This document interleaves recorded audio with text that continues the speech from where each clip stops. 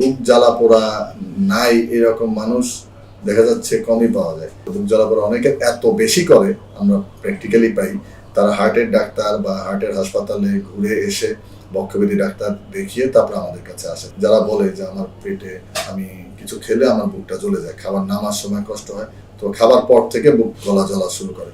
আমরা রোগীদের জিজ্ঞেস করি আপনার গলা বুক জ্বলে কিনা, বলে যে জি জ্বলে, এবং গ্যাস্ট্রিকের ওষুধ দিই এবং গ্যাস্ট্রিকের সিরাপ, যেটি বুক জ্বালা পোড়াটা যাতে উপরের দিকে গ্যাসটা উপরে না উঠে আসে এরকম কিছু সিরাপ পাওয়া যায়, যেটা একটা ব্যারিয়ার তৈরি করে। তারপরেও যদি তার উন্নতি না হয় এবং সে বলছে ট্রাভেলিং সিমটম, অর্থাৎ তার দৈনন্দিন চলতে কষ্ট হচ্ছে, রাতের বেলা ঘুম ভেঙে যায় বুক জ্বালা পোড়ার জন্য, তখন আমরা তাকে এন্ডোস্কোপি পরীক্ষার জন্য পরামর্শ দিই। এন্ডোস্কোপি পরীক্ষাতে একটা বড় অংশের কিন্তু আমরা পাকস্থলীতে ক্ষত পাই, কারো আলসার পাই, কারো ছিলে যাওয়া যেটা ইরোশন বলি বা গ্যাস্ট্রাইটিস বলি সেটা পাই, এবং একটা অংশের খাদ্যনালীতে আমরা ক্ষত পাই। এইচ পাইলোরি ব্যাকটেরিয়া, এই ব্যাকটেরিয়া থেকে হয়, সেটা যদি আমরা পরীক্ষা করে পাই, এইচ পাইলোরি জীবাণুটা মারার জন্য, অর্থাৎ এটাকে দূরীভূত করার জন্য আমরা 14 দিনের অ্যান্টিবায়োটিক দিই। পাকস্থলীর সাথে খাদ্যনালীতে ক্ষত পাই, তখন তাকে আমরা একটি নির্দিষ্ট কিছু ওষুধ আছে, বিশেষ করে একটি সিরাপ আছে, যে সিরাপটা এই জ্বালা পোড়া করার জন্য যে মূল গ্যাসটা অ্যাসিডটা দেয় সেটা যাতে উপরে না উঠে আসে সেটাকে ঠেকিয়ে রাখার জন্য সিরাপটা দেওয়া হয়।